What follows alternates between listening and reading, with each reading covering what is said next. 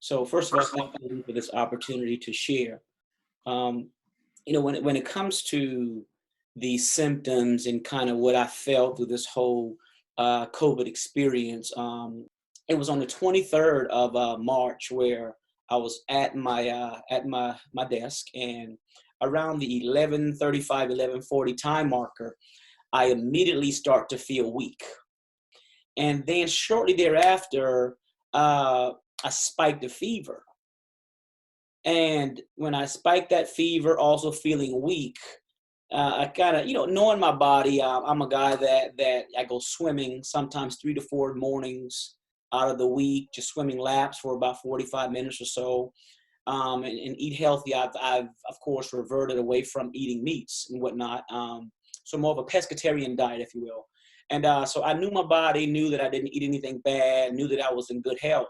What I immediately did is I called my doctor's office. Then went there, but kind of up to that 11:45 to close to that 1:30 marker for me to leave the house, I started getting chills as well. So pressed on, went to the doctor, and at that moment they got me in the back, and the doctor said, "What I want to do, Yancey, is test you, do a rapid flu test." I was praying for the lesser of two evils. I said, "Well, God, let it be the flu." And it was the one time that my prayer wasn't answered because the test came back and said that it was not the flu. So with my doctor, being a believer, he said, well, Yancey, let's go ahead and do the coronavirus test as well. At that time, he did tell me to proceed to my pharmacy and pick up some medication that he had prescribed to me. And the strange thing, Lee, that I felt, even while standing in the pharmacy line, that I was too weak to even lift a case of water. With them, you're talking about a guy, again, that works out and stays in good health, former Marine, and so there's a workout regimen there. But again, that water, it was way out of shot.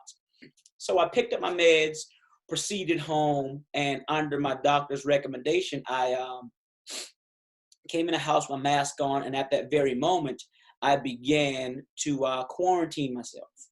That night, that first night, it was just, still having the chills, fevers here, still spiking around 102.4. Headaches, the headaches started, and my God, the headaches, it was pounding headache. The headaches felt explosive. And just continuing on with, throughout the night, I could not find comfort and I could not find peace, just kind of fevers and sweats, fevers and chills and vice versa. But then that second night, that's when it seemed like the worst started. During that second night, with the consideration that I only got maybe a couple hours of sleep that night, as we rolled into that second night, the pain that overtook my body, it felt like I had about 6 adult men with sledgehammers all pounding on my body for periods of 3 to 4 hours at a time. And, paired with these fevers and these chills and these headaches, it was a lot. So I tossed, I turned, I kind of derobed myself to kind of get some peace from the heat, and it was just no peace to be experienced. And the very next morning, my wife knocked on the door, and you cannot put a premium or a price or any limitations on an amazing relationship between a man and his wife. She put my breakfast on the chair outside the door and knocked on the door, and she left, and I picked up the breakfast, and it was things as simple as some sliced apples and a banana. It probably took me the better part of 30 to 45 minutes to eat because I didn't have an appetite and breathing was a concern, and it was like clockwork. She checked on me, and by day number 4, she came to the door and she said, "Hey, you all right?" And for those who know me, I add humor into every part of life where I can. And she said, "You okay?" I said, "No, baby." I said, "I'm already dead." I said, "I'm already dead. I'm gone to glory." And she started laughing. But that's the pain that I continue to feel in my body, and just kind of riding the whole thing out. every night for about a good 6 to 8 nights was the same consistent pain. Took Tylenol, took the meds my doctor offered me, and nothing would bring me the relief that I needed. And, several mornings we're getting up, getting on the prayer line that we were accustomed to getting on. I just kind of slip onto the prayer line, and even listening to the line via the speaker, it just seemed to be so loud that it felt like my head was going to explode. So I had to disconnect from the line. And, the neighbors were outside and they had motorbikes and they're across the street late in the evening. If you will, around 6, 7 p.m., not so late, but the sounds from the motorbike, it just felt like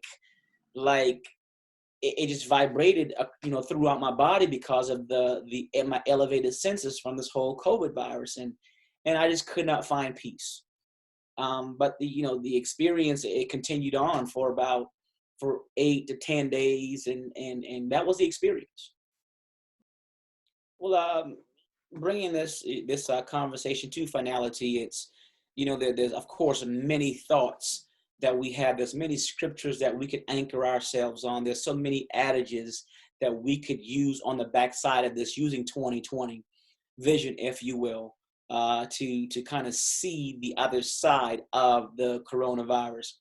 But one thing that I would say, if there's a key factor or two that I have to hang my hat on, is for pastors who are going through, we're not asking God, or you should not, I will not suggest you ask God, why you? Because the answer would be, why not you?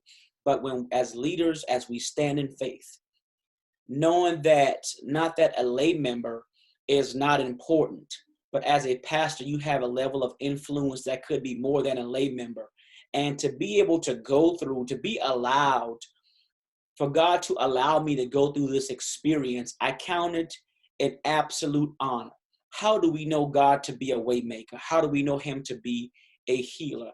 How do we know him to be a way maker, if you will, unless we go through something? As a pastor, I'm not exempt from this coronavirus. I wasn't exempt. We have to be first partakers of life and what goes on. Lee, I gotta tell you that it requires faith under sustainment. It does require a support system. It does require the power of God through even previous experience to be used, to be garnered, if you will, to be wagered on this current experience today. I'll share with you one other incident quickly, and I'll wrap it up by saying that our thens, what we go through, our thens truly brings us into the support of our nows. It was in September 11th, 9/11, and we lived in the D.C., Maryland, Virginia area, and I was a slugger. And I would slug into the Pentagon, get on the train, then ride the train down to the State Department where I worked at the time. And for whatever reason that morning, which we understand now why, but I got in a slug line and I got in a vehicle 15 minutes earlier than normal. Prior to that, it was like clockwork. Every morning, the same time you would get in a car roughly.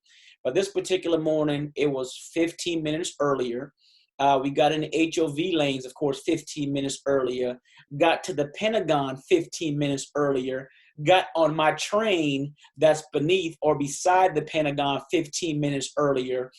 And when I got to work, it was about 15 to 20 minutes earlier I got to work. So when I walk into the foyer, I look up on the screen, the closed caption screen that we had that was reporting the news, and I saw that where I get on the train at the Pentagon, a plane had hit the Pentagon.